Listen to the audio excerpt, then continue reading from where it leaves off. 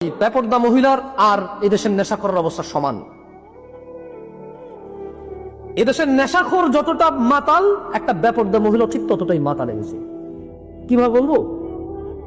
যে সিগারেট খায় সে বলে যে আরে ওটা কত মানুষ গাঁজা গুজা খাইয়া বেটা দিনে 2টা খাইলে 1 টাকায় সিগারেট, সে গাঁজা করেছে নিজের ভালো মনে করে।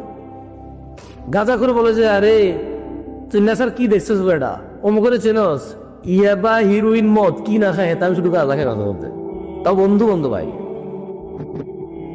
তা হালকা টেনশনে ধরলে, তা পোলাপানের ফান্দে পড়লে। আর যে মদ মদ হিরোইন গাঁজা সব খায় সে বলে যে ভাই নিজের বাপের টাকায় খাই, অন্তত দুর্নীতি তো করি না, চুরি তো করি না, কারণ ঘরে তো ঢুকে কারণ মেয়েকে জড়াই ধরি না। অমুক করে চেনো খুব ভালো, সিগারেট গাঁজা খায় না কিন্তু তলে তলে 10টা প্রেম করে, সে ওরে এর থেকে ভালো মনে করে নিজেরই। এবারে আসেন